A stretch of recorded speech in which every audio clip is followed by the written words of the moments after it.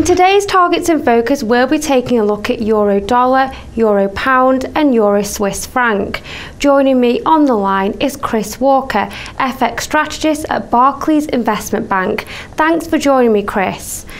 The euro was lower against the dollar on Monday after official data showed Chinese first quarter growth came in below expectations, adding to concerns over the outlook for global growth.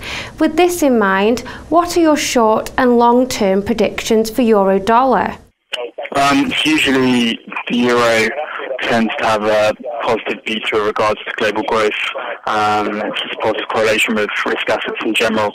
But what we've seen sort of in the past couple of years is because the problems in the Eurozone are fairly unique, that has fallen down, and instead people are obviously primarily concerned about the growth picture in the Eurozone itself. And in terms of the FX relationship, that obviously has a feed through the monetary policy channel, principally. So in that sense, given the growth environment is fairly weak in the Eurozone, we have seen some modest corrections and revisions to industrial production data in France and the core, but generally the environment is fairly weak. So we expect the environment for monetary policy to be fairly loose for quite a prolonged period. We're not expecting a rate cut in the next meeting, but if we do get a further deterioration of data, then that could also happen. So in that sense, that's inevitably going to weigh on the euro over the medium term. In the short term, the data outlook for the US has been relatively weak itself, which is why we've seen the dollar underperforming mostly versus the higher yielding currencies. So in the short term, we do see euro dollar getting lower, but not aggressively. So our 1 month forecast is 129. And we're gradually seeing it moving towards our year-end forecast of 123. Today, sterling was seen moving higher against the euro and the pound has remained supported after recent economic data fueled hopes the UK could avoid a triple-dip recession in the first quarter. What are your forecasts for euro pound? Even though we hold quite a bearish euro view, we also hold a bearish sterling view, which means our forecast for euro sterling are relatively flat with a slight downward bias, i.e. we're looking for more depreciation from the euro rather than sterling.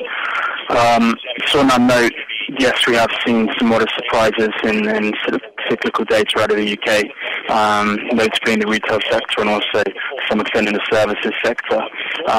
But again, the longer term environment is that growth is fairly weak, and we've already heard from the Bank of England that they are trying to improve the growth outlook, perhaps more so than they were before, in that sense willing to look through the temporary effects of inflation more than they have done in the past. So that means we hold a fairly bearish view on cable, but given the view on euro, the euro sterling view is fairly flat. Over the 12-month horizon, we see it pushing lower towards 83, so not a particularly aggressive move from what we've seen in current valuations. And what are your predictions for euro Swiss franc in the short, mid and long term? Over the long term, we do think that the S&B has brought enough credibility with its policy. We're yet to see a sustained attack on the floor, and we don't think we will get that. So euro Swiss is likely to trade higher over the next 12 months. But a lot of that depends on the situation in the Eurozone. If we see a further escalation and consequently a lot of cross-border flows back into Switzerland, then that will probably keep the upside potential fairly limited. So in the short term, we have a view of 123 over 1 month, 124 over 3 months, and gradually moving up to 127.